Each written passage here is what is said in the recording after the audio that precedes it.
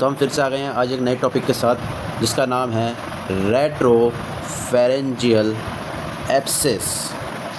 छोटा सा टॉपिक है, कोई बहुत बड़ा टॉपिक नहीं है, इसके अंदर कुछ नहीं है, मैं आपको बहुत इजीली बता देता हूँ। एब्सेस मतलब मैंने पहले ही बताया था, कलेक्शन ऑफ पस।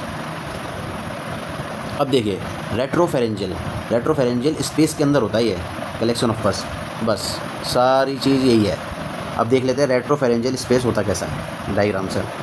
देखिए, इसको समझने के लिए सबसे पहले आप देखेंगे हम lateral view of the neck. वहाँ पे हमने देखा फेरिंग्स। अब फेरिंग्स के पीछे होता है रेट्रोफेरेंजियल स्पेस, ये रहा, जैसे कि इस डायग्राम में बताया गया है।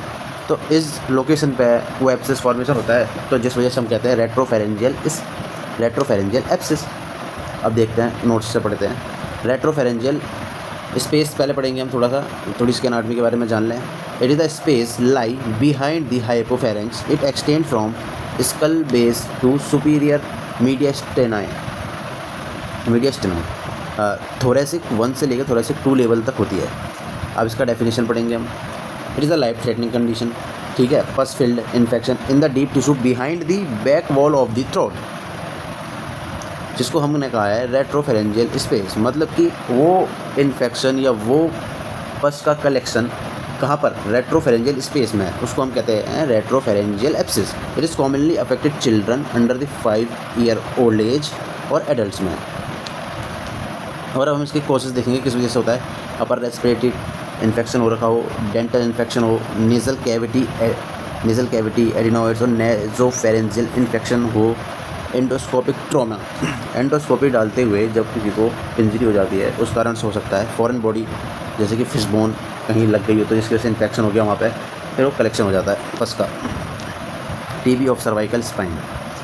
कौन कौन से ऑर्गेनिज्म, जैसे हमने पहले भी पढ़े थे पीछे, स्ट्रेप्टोकोकस, स्टेफाइलोकोकस ओरिएज और एनारोब्स। अब इसके अंदर हम देखें क्लिनिकल फीचर क्या क्या हमें मिलेगा।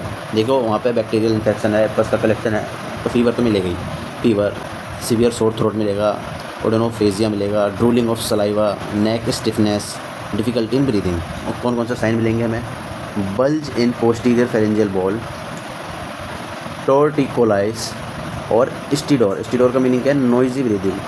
इन्वेस्टिगेशन इनके अंदर सबसे इंपॉर्टेंट वही, जैसे पीछे वाले में बताया था हमने रेट्रोफेरेंजियल एब्सेस में, तुम बता ही रहे हैं। इससे पहले हमने टॉपिक पढ़ा था पैराफेरेंजियल एब्सेस, उसके अंदर भी यही इन्वेस्टिगेशन सबसे इंपॉर्टेंट थी। कॉन्ट्रास्ट इनहेंस सीटी नेक, ये कराएंगे, एक्सरे ऑफ नेक कराएंगे, ESR CBC।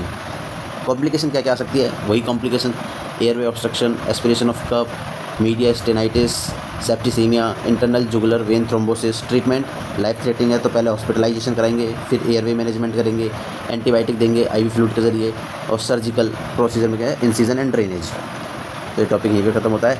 आपके नोट्स हमने तैयार कर दिए हैं, बहुत ही छोटा सा टॉपिक था ये, आप इतना भी लिख के आएंगे तो आपको अच्छे नंबर से पास होंगे। धन्यवाद। ये पॉइंट टू पॉइंट और सटीक जानकारी मिलेगी आपको इस चैनल पे। आपको इधर उधर घूमने की कोई ज़रूरत नहीं है। हम कोशिश करते हैं आसान से आसान तरीके से आपको पढ़ाएं और नोट्स उपलब्ध कराएं। धन्यवाद।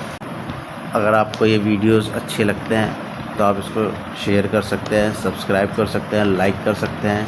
अगर आपको ये सब अच्छे लगते हैं तो हमें भी थोड़ा सा मोटिवेशन मिलेगा कि हम आपके लिए इतनी मेहनत कर रहे हैं, आप कुछ तो हमें आउटपुट दे रहे हैं। धन्यवाद।